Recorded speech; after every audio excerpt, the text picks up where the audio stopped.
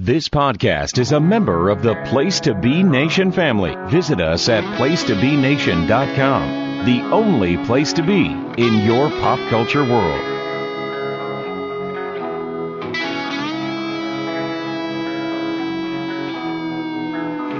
I heard you've been looking for me, but you look for trouble. You're gonna see that your words are dangerous. Your talk is cheap. So now I'm standing here. You tell yourself you know what to do when you realize that I am coming for you. Then you'll change your mind and run like a child when you see me standing here. Now I'm standing here. Don't question my heart. Don't question the fire that burns inside.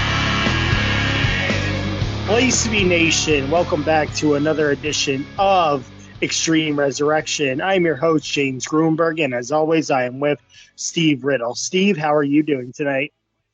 I'm doing good. Glad to be back again. Kind of looking forward to getting past the negativity that was our last episode, having to deal with the Benoit situation. But as we deal with these next two episodes going into the Great American Bash, we'll see how things play out for ECW. It's not looking. These next two episodes seem like ECW took a little step backwards, but that's not entirely like the show's fault. It's like a little bit of a lackluster on the roster side as well. It's taken another hit besides the Chris Benoit tragedy and like what happened there. Marcus Corvan's last match was officially that number one contenders match with CM Punk for the right to face Benoit or Johnny Nitro at Vengeance. And he is gone after that ECW. So he doesn't even come to Vengeance. And he's gone after, and he's basically gone after that ECW show. I did some research on it. And I was saying, like, well, where's Corvan? He does not come back. He cited family issues, and he left for 3 months, and then WWE released him in September of 2007 without even a return matchup. He is just gone. So that also hurts the roster, and they have to reshuffle again with heels and baby faces. So 2007 has not been a good year for ECW. If you start off with Test being released, no more Hardcore Holly on the ECW roster. Rob Van Dam is gone. The Benoit incident, and now Marcus Corvan. You have to reshuffle again, Steve. Yeah, that's really unfortunate because, we've been talking. Corvan's been a really, kind of highlight of this half of the year, and he's like he was, on the fast track for something. But then, like you said, he disappeared. I did remember hearing about the family issue, the supposed family issues, and then, like you said, September they just announced that he had been let go, and he doesn't just disappear from WWE. He disappears from wrestling completely. Like he doesn't go back to TNA. He didn't go to Ring of Honor. He just like completely vanished. And completely just left the business, which it's kind of it's unfortunate because he was a guy that seemed to have a lot of potential. First when he was in TNA, and then here. So definitely one of those biggest when you talk about like guys who the missed opportunities. He's I think one of those guys. And in terms of like you mentioned about the roster, it's like we went through a whole draft 1 month ago, and it feels like ECW was like it was addition by subtraction. It's like they added a couple of guys, but at the same time they also lost a whole bunch. They lost a whole bunch more. So it's like ECW is really the roster is extremely thin. And I was kind of looking ahead towards the coming summer, and it's a lot of the same guys, and going at facing each other. It's like it's just really it sucks because we were hoping for some good things for ECW, but you almost kind of wonder it's at one point at some point do they just kind of not bail on the whole third brand, but maybe think about maybe rebranding ECW as a different brand. Yeah, I mean, again, like you said, I don't even know how it survived all the way to 2010 when it felt like, even after the Benoit thing, it's like, do we look at our roster again and repackage these guys on the two other shows, and do we shut down ECW for good, or do we just keep on going? And they decide, well, we're just going to keep on going with it.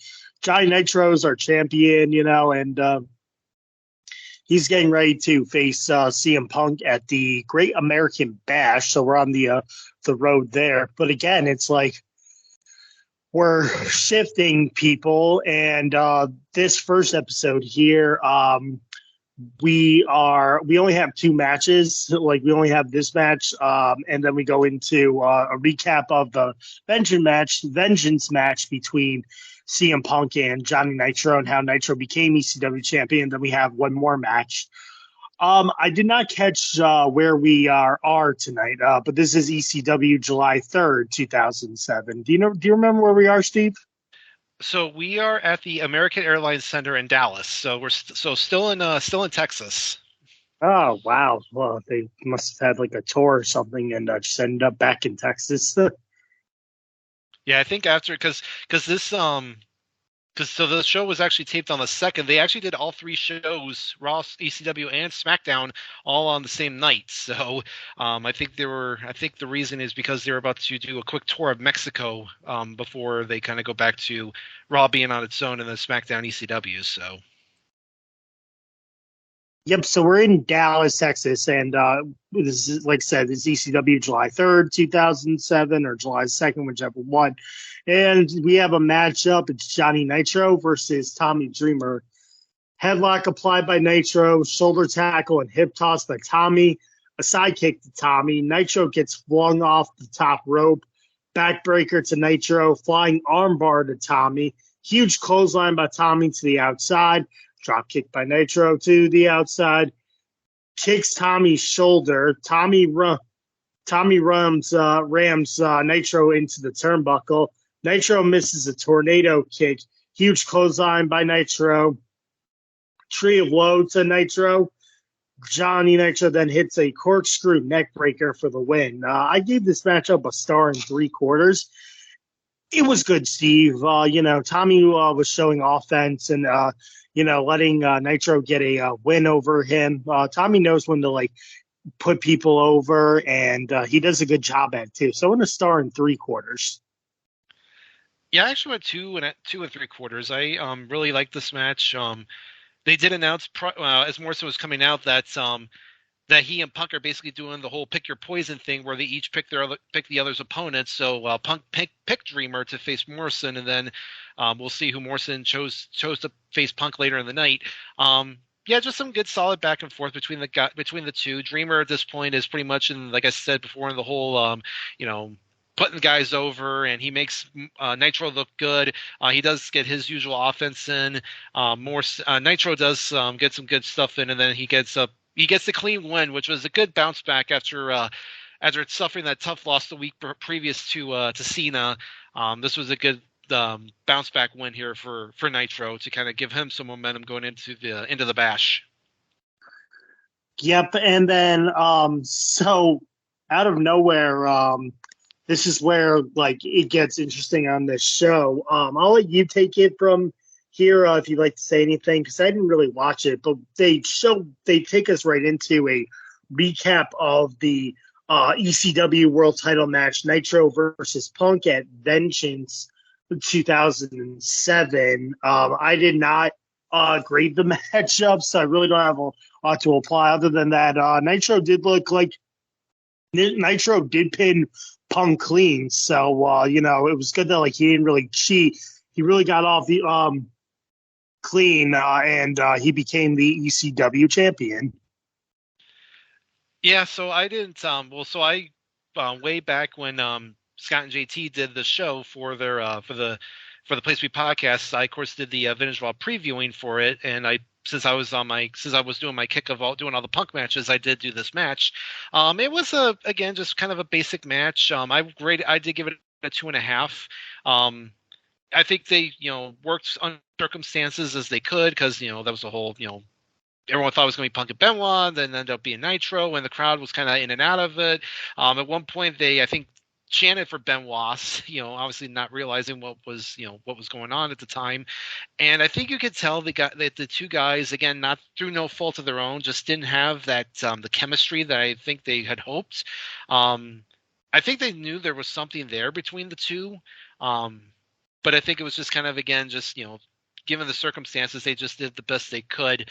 And again, kind of a shocker that Nitro not only, like you said, not only won, but won clean, pinning Punk to win the title, when I think everyone probably thought, okay, if it's not going to, when they saw Nitro come up, I think everyone thought Punk was just going to win. But yeah, just again, they did what they could given the circumstances surrounding everything. And you just hope that now, as we go forward, that the match that they do have at the Bash would be better. Yeah. Again, like he said, they had to switch. I don't know how many what time they knew that Chris Benoit was not going to be there. Maybe hopefully 4:00. Try and prepare at 5-ish. Go over it.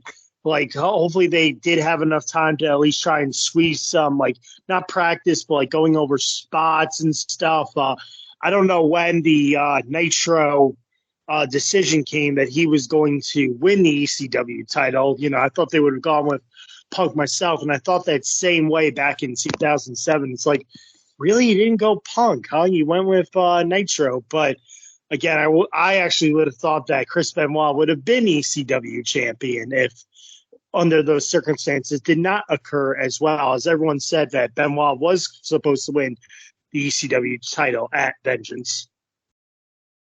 Mm-hmm. So, believe it or not, Steve, this is where I thought actually Marcus Corvan was going to be the opponent for CM Punk. It's like I said, it's a pick your poison match, but Nitro selected Kevin Thorne, so it is CM Punk versus Kevin Thorne. Did you think Corvan was going to come out here? Because I didn't think they were going to do. I don't think they could have done Elijah Burke again.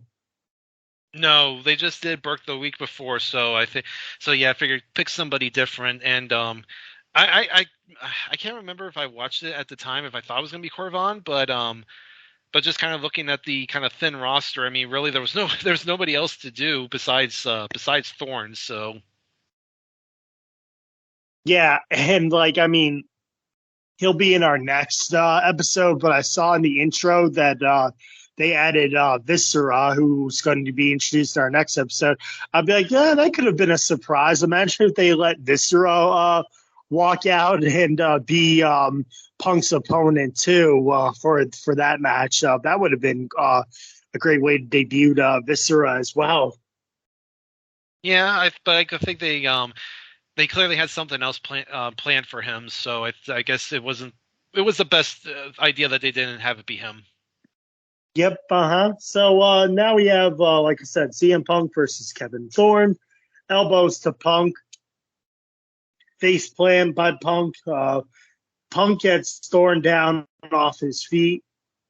Kicks to Thorne. Thorne rams Punk's back into the guardrail and ring. Slingshot somersault to Thorne. Thorne bounces Punk off the top rope. Flapjack and clothesline to Punk. Thorne catches Punk off a crossbody. A running knee and bulldog to Thorne for a 2 count. Original Sin counter to a flying clothesline to Thorne for a 2 count. And then the GTS gets countered into a clothesline. They calls it the crucifix bomb. Joey Styles calls it. That's another one of Kevin Thorne's moves. I think that's the Razor's Edge, the modified Razor's Edge. They called it the crucifix bomb, but that gets countered into into an Insiguri kick for the win by Punk. For this matchup, I went a star and 3/4 quarters, Steve. It was good. Thorne did some really good stuff here. Again, it's always like, the CM Punk stuff, the flying clothesline to Thorne, and then the running knee.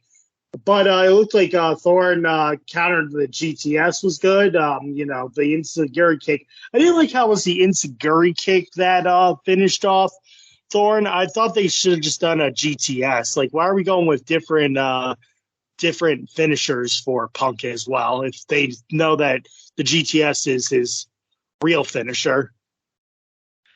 Yeah, I went 2.5. It was again solid stuff by both guys.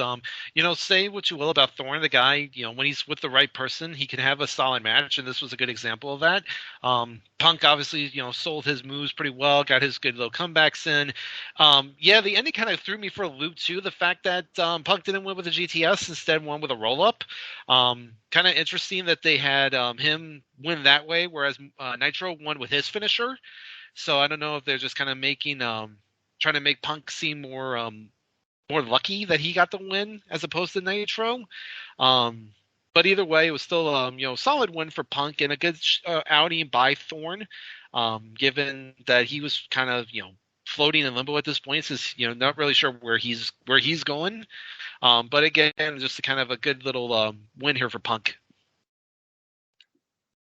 Yep, and then Nitro comes out. But then Thorne attacks Punk, but then he gets a drop kick into Thorne, so Thorne gets drop kick, and then Nitro just backs away from the ring. So they're starting to build up that Nitro is a little bit afraid of Punk as they go into this the Great American Bash. Speaking of the Great American Bash pay-per-view, I was surprised also that they're going with the 3 brands for the pay-per-view, that they will have Raw, SmackDown, and ECW, as it will be Bobby Lashley versus John Cena for the WWE title at the Great American Bash. Your thoughts on all 3 brands being on the Great American Bash, since it does seem that it was always like a SmackDown pay-per-view, and it could have been SmackDown and ECW together.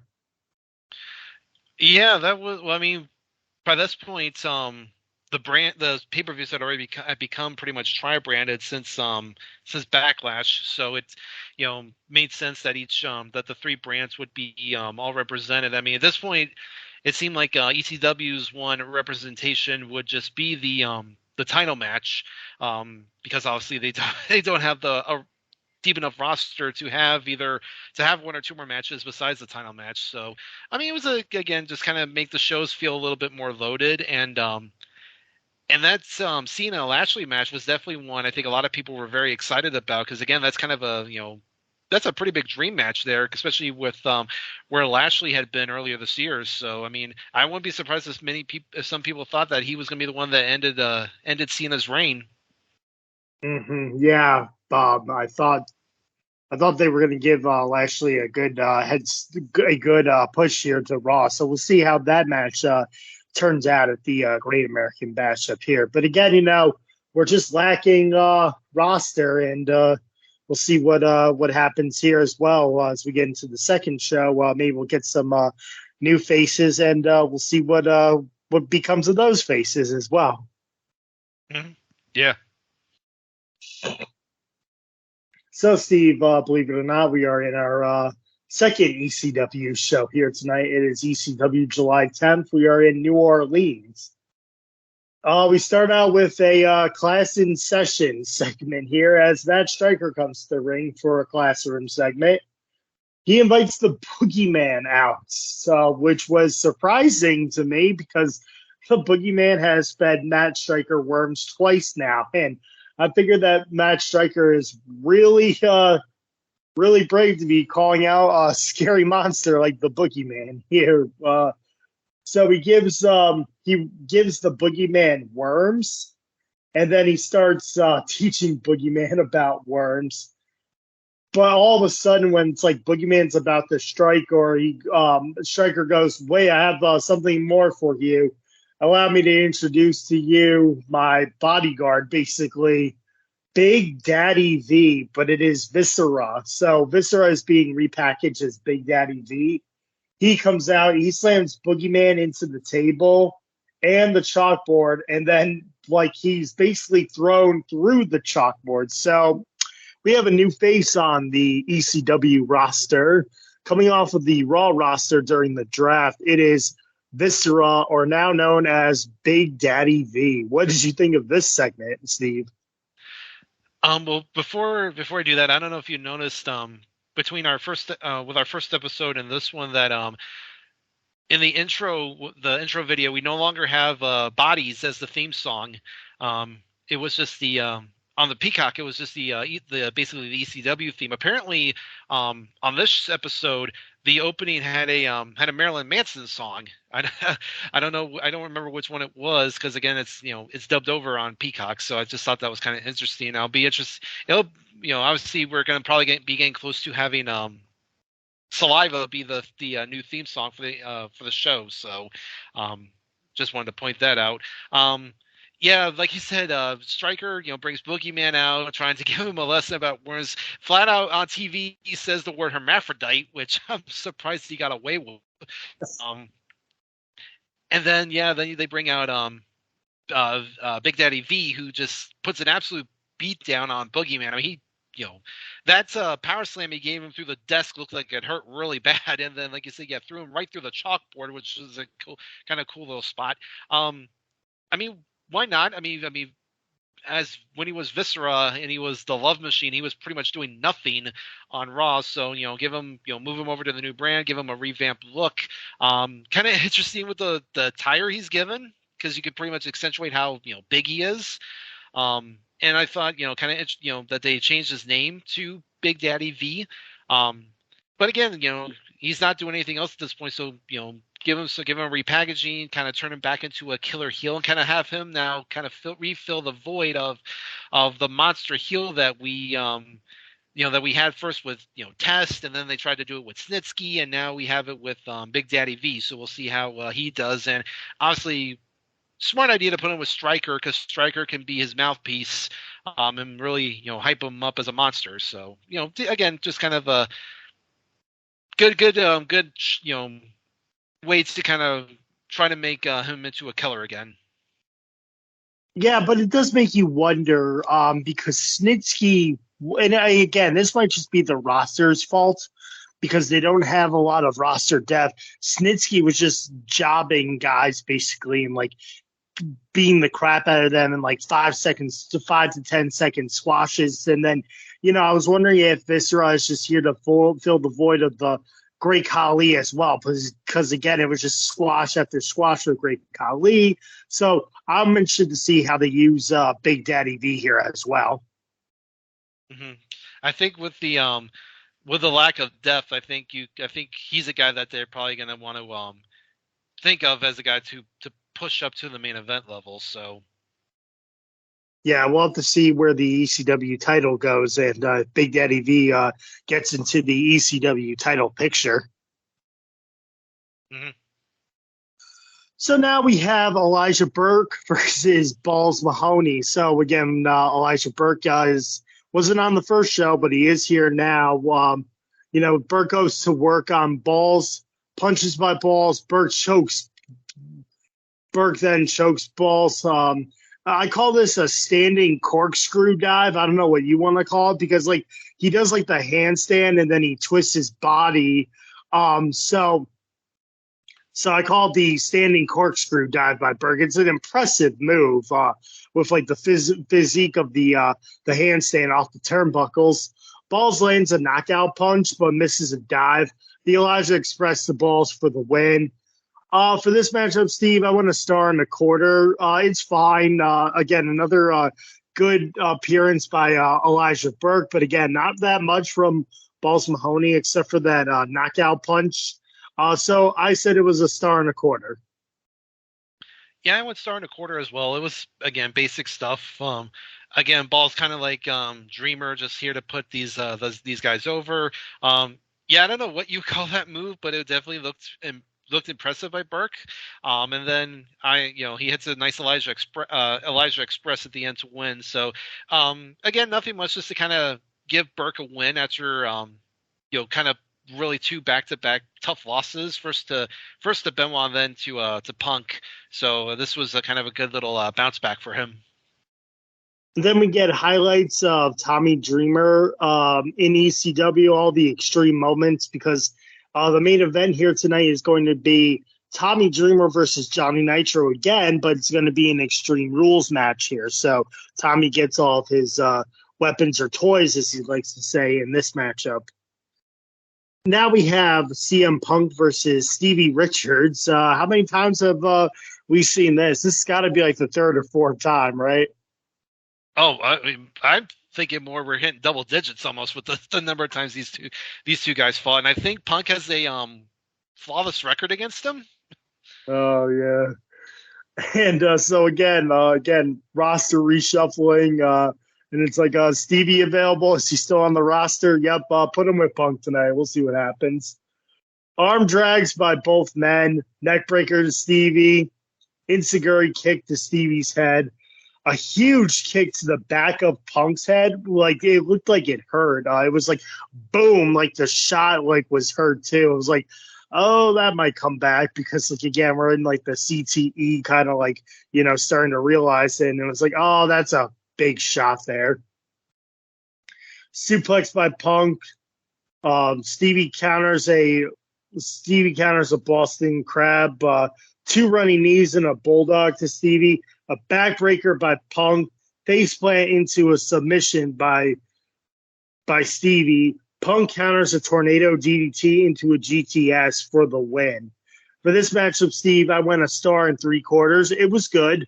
Stevie had some great moves, and again, instead of one running knee, it's two running knees and a bulldog, and then Stevie kicks out of that again, like Thorne did. I'm always surprised that he goes for the pin after the bulldog. It's like, oh, that's not the way the match is going to end, But Stevie put up a great match here, so I want 1 star and 3/4, Steve.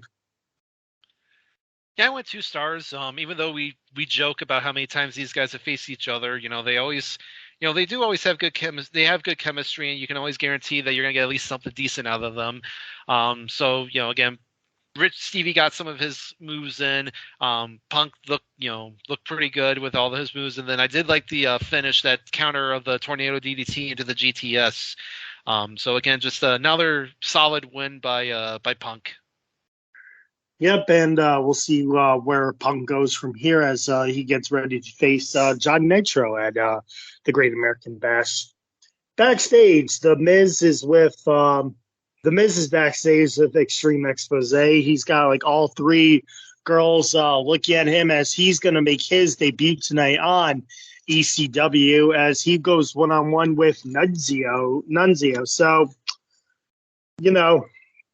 it's the old-time ECW guys versus the new breed of roster people here.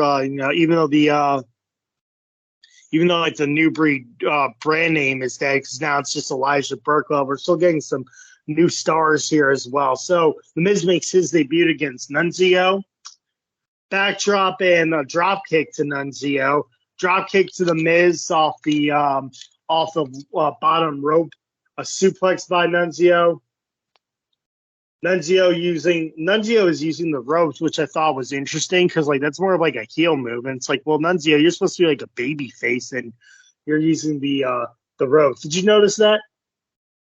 Yeah, that kind of confused me too, because I wasn't sure where they were kind of going with, if they were trying to make Miz be the face or have him be the heel. I mean, the way they kind of go, do that thing with Extreme X was saying, almost making it seem like the arrogant heel, but then he wrestles this match like a baby face. Yep. So Nunzio is using the ropes, a shoulder dive off the middle rope, and a swinging neck breaker for the win by The Miz. For this matchup, Steve, I want 1.5 stars. It was all right. Nunzio doing some weird, the matchup was a little bit weird because Nunzio is doing some heelish moves, but he put over The Miz really well. So The Miz gets the win here. So it's is The Miz going to be a babyface, or is he going to be a heel, Yeah, I went a star and a quarter. It was again fine stuff. Not your typical like squash because Nunzio did get some decent stuff in, and again, is Miz supposed to be the face or the heel? Because he did have a kind of a little spirited comeback, like a face, and then he hits his little neck breaker there, to get the win. So yeah, it'll be a good win for him, and it'll be interesting to see how he kind of develops here on ECW, especially as we continue this little thing he's got going with Extreme Expose. Yep. So now, Steve, believe it or not, again we're at the main event here, as it is Tommy Dreamer versus Johnny Nitro at Extreme Rules. But before we get there, we do get in another Extreme Expose. So they do seem to be really on and off of the Extreme Exposes. You don't really get it every week. Seems like it's like every other week. Really depends on how much time is left on the show and what segment can we take out of the show? Am I right?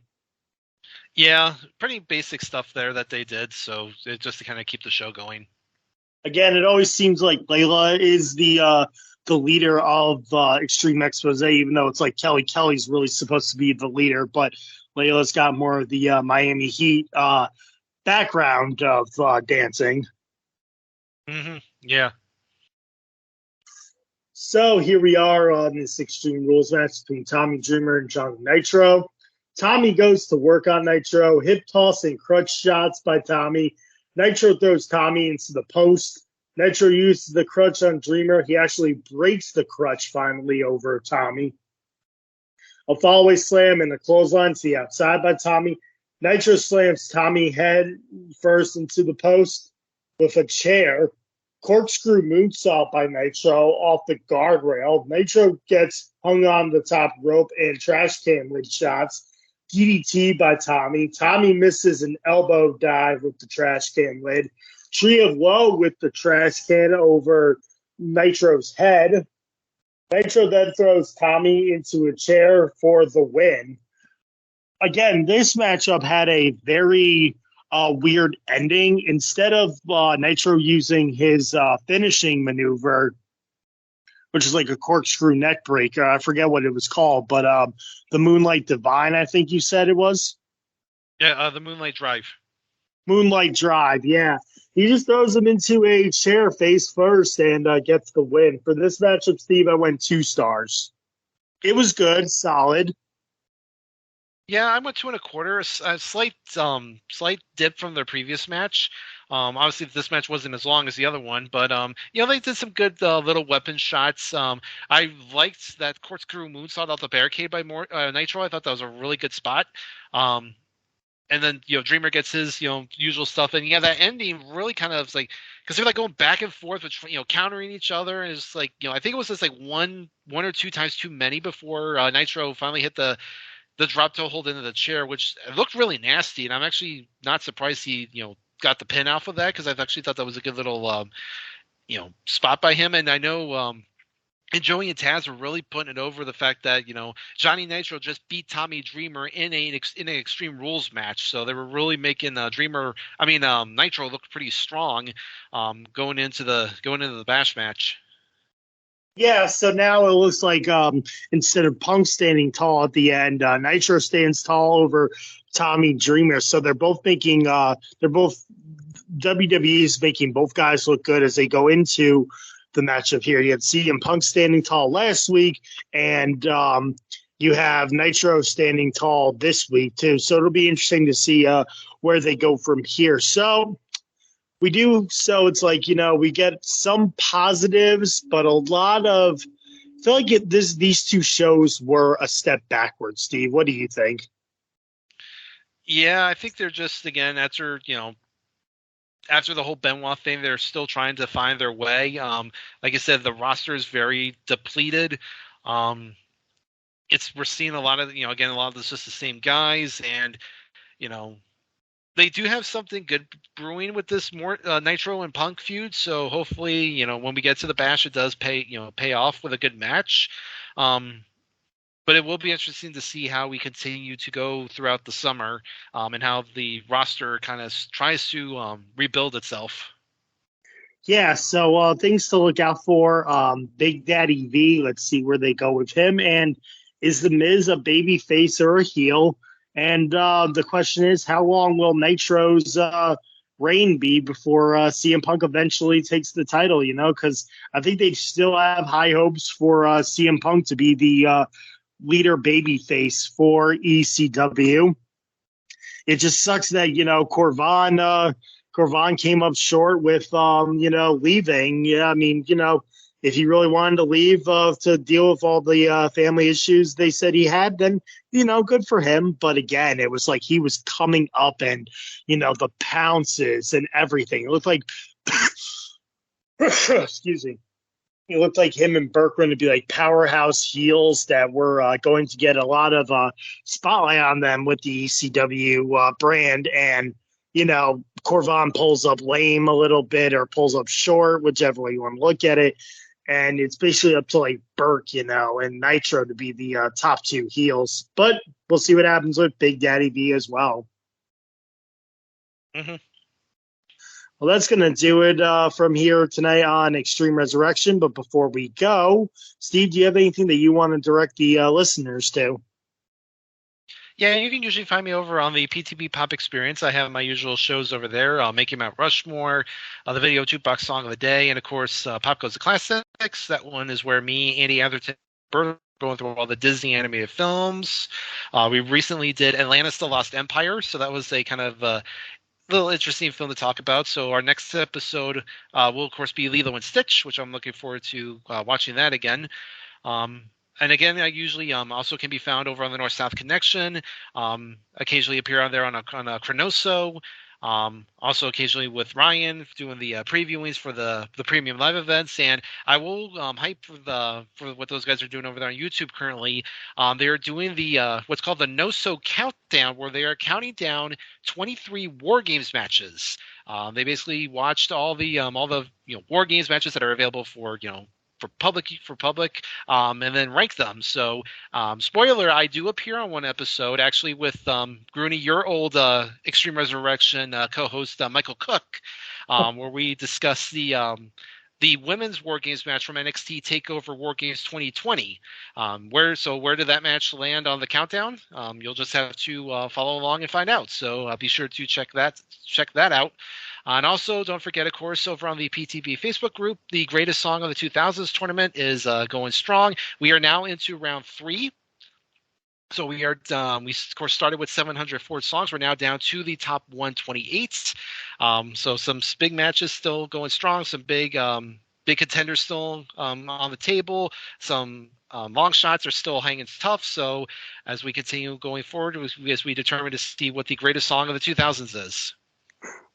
Yeah, again, I always enjoyed the polls, just ready to click, click, click, and click. It's like 4 a day. It's like, oh, got to find the new ones, or try and look at the ones if I didn't vote and be like, oh, well, I can probably say, hopefully I can save this one that I really, really like. Some upsets, some interesting voting going there. You're doing a great job with it, Steve. Yeah, it was a lot of work, obviously, but yeah, I'm definitely proud with the response we've gotten from it. Yep. As for me, you can find me mostly on the Place to Be Nation podcast group here. Besides Extreme Resurrection, I am the host of the show Nation Invasion. I just recently had Chad Campbell on, and we just discussed Raw from July 16, 2001 and July 19 SmackDown 2001, where Stone Cold got the big pop returning to Team WWF after walking out on Vince in the previous SmackDown. So we're at the go home Raw and SmackDown of Invasion, where Stone Cold comes back. The Alliance is giving their pep talk, and the WWF is giving their pep talks as well. I'm going to have Matt Souza on as we watch the Invasion pay-per-view as well. So big things happening on the Nation Invasion, and also on the Place to Be Nation Mothership podcast.